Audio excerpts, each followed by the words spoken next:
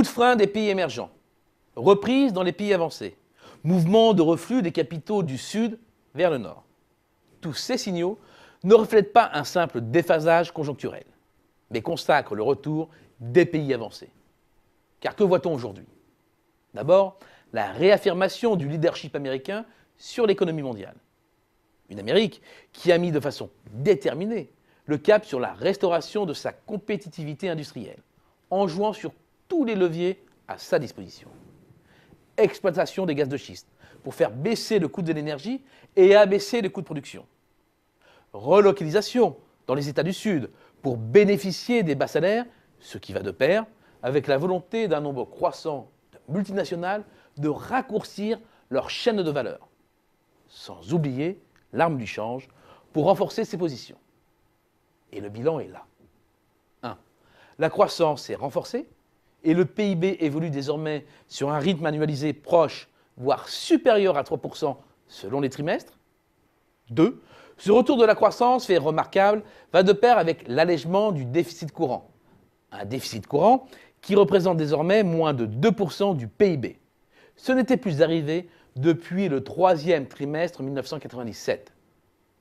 Ceux qui ont cru que l'Empire américain était voué à devenir un jouet entre les mains de la Chine, sous dépendance de ses colossales réserves de change accumulées, sont contredits par l'histoire. L'offensive est américaine. Et c'est bien une stratégie de containment de la Chine qui est mise en place. Cela explique aussi pourquoi le jeu d'alliance s'est déplacé en direction du Japon. Japon qui a eu les mains libres pour laisser filer sa monnaie. Son taux de change réel effectif, c'est-à-dire celui qui intègre la structure des échanges et l'inflation, a glissé de 26% depuis son dernier point haut. De quoi repartir à l'offensive sur le marché asiatique. À l'intérieur, la croissance est poussée par l'activisme de l'exécutif avec la mise en place des Abenomics, qui mêlent un plan de relance, une politique monétaire très agressive, mais aussi des réformes structurelles. La hausse de la TVA au 1er avril dernier risque néanmoins de contrarier un temps la reprise qui se dessine. Et puis il y a l'Europe, qui entre en convalescence. Il est certes difficile d'en parler comme d'une entité tant la diversité prévaudra dans la reprise.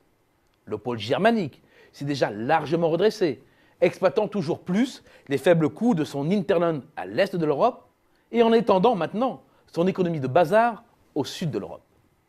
Le PIB allemand a désormais dépassé son dernier pic de 3% et le gouvernement Merkel prévoit 1,8% de croissance cette année et 2% en 2015. Quant à l'Europe du Sud, elle a touché le fond et commence maintenant à toucher les dividendes de la restauration de sa compétitivité. À cela s'ajoute le Royaume-Uni, en plein renouveau. L'Europe, cet homme malade de l'Occident, demeure malgré tout une zone de richesse, de production et de consommation de premier plan. Les pays avancés abordent une nouvelle phase de la mondialisation, en rang plus serré, autour d'un triptyque emmené par les États-Unis et leurs alliés européens et japonais. Face à cette nouvelle donne, les grands émergents sont logiquement à la peine. Et leur raté confirme trimestre après trimestre le rééquilibrage durable de la croissance mondiale que nous annonçons depuis près d'un an.